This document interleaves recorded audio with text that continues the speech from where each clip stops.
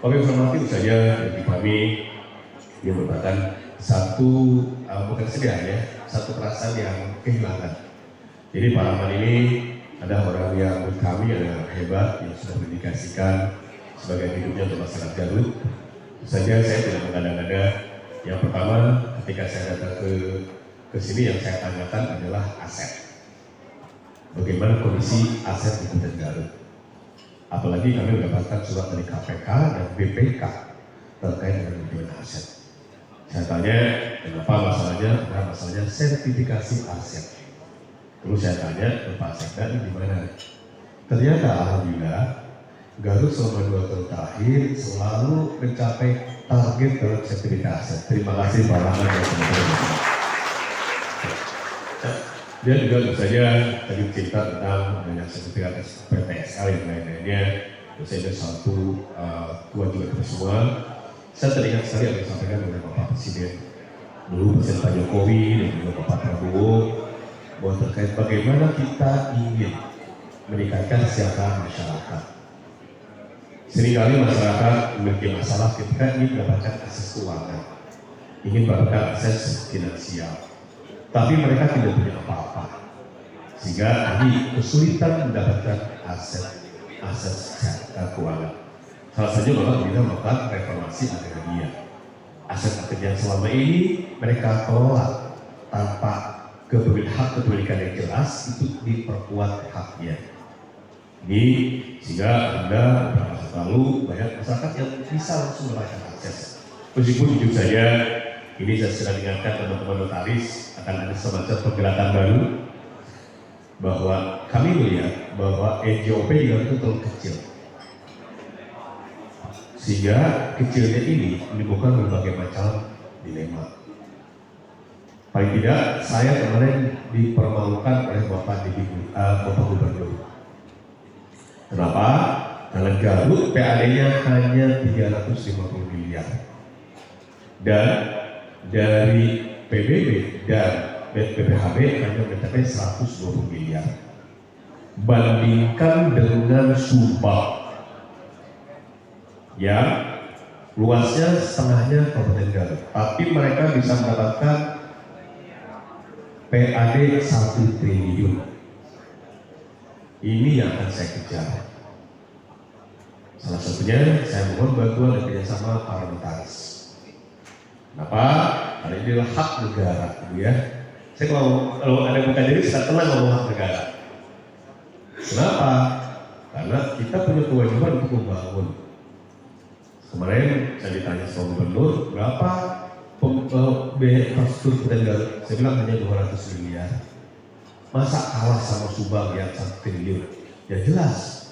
Kenapa? Sejatinya uang yang bisa gunakan sesuai dengan kebutuhan kita itu ada dari PAD. Dan kalau Garut ternyata 500 miliar, ya segitu yang bisa digunakan. Sehingga bagi kami akan mencoba mentargetkan PAD tahun depan dari strategi PBB itu akan lebih tinggi.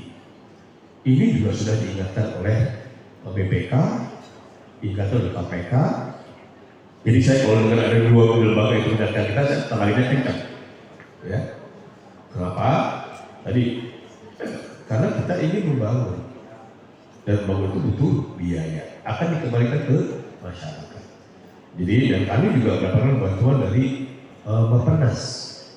Jadi menarik Bu, Garut Ibu, diperhatikan sama BPK, diperhatikan sama KPK, dibantu sama Bappenas terkait dengan penentuan optimalisasi pajak PBB P2. Nah ini akan berdampak untuk semua, dan saya mohon bantuannya, ya. Tapi saja kita tidak akan tidak ingin membuat gaduh, ya. Artinya beban yang diberikan masyarakat tidak akan berubah, kita akan fokuskan pada pendapatan tentang PPH dan PHTB.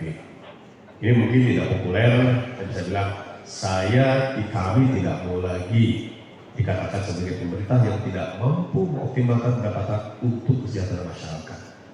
Masyarakat butuh jalan, di mana-mana diteriakin jalan. Sampai saya sudah bingung deh, bukan jadi Bupati, gimana? Ini jalan 20 tahun belum dibangun-bangun. Saya bilang, 20 tahun? Saya kan jadi Bupati baru 3 bulan. Masa dosa 20 tahun itu dosa saya? Artinya apa? Masyarakat betul-betul dibuka jalan.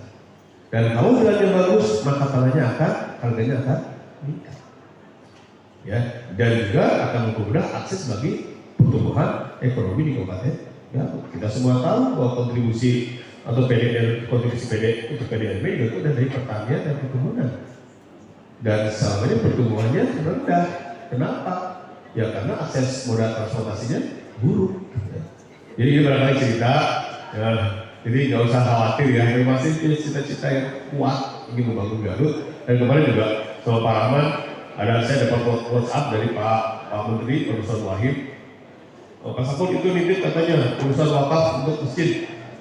Saya langsung ngobrol ini sama beliau, langsung saya telepon Kemenak, langsung dikumpulkan, nggak terjadi. Satu lagi, saya mohon bantuannya lagi mengenai pengadaan lahan untuk kemakmuran masyarakat, untuk pelayanan publik. Kami kemarin disopet, ada masalah kita yang luas lahan tapi terbatas.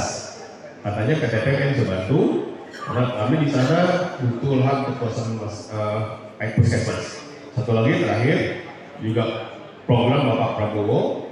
Kami kemarin sudah mengajukan bantuan untuk sekolah rakyat. Garut termasuk 2 kota yang lolos tahapan pertama untuk dapat sekolah rakyat. Tetapi kemudian ketika dicek di lapangan, tanah kita dianggap tidak layak. Sehingga saya sedih sekali, bukannya saya tidak sedih dan marah. Kenapa sehebat Putri Garut tidak punya lahan di atas 10 hektar? Coba kalau itu ada, maka kami bisa memberikan pendidikan yang berkualitas dan gratis kepada orang-orang miskin. Karena itu adalah esensi adanya sekolah rakyat yang diinisiasi oleh Bapak Prabowo. Karena kita semua tahu, Garut itu adalah Garut yang terkenal dengan daerah yang aktif miskin, paling tidak dari kualitas indeks pembangunannya ada di posisi 26 dari 27. Ini yang membuat saya sama Pak Rahman kencang terus. Bu Helena juga benar, Bu Dokternya juga bantu terus nih kita. Saya juga mohon Pak Eko ke depan kita bisa lebih sinergis lagi untuk bersama-sama bekerja untuk kesejahteraan keuangan masyarakat.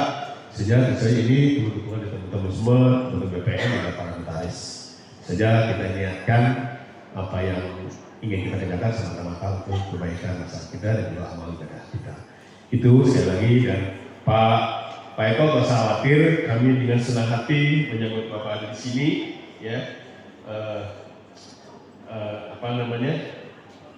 bergabung dengan keluarga besar Kabupaten Garut.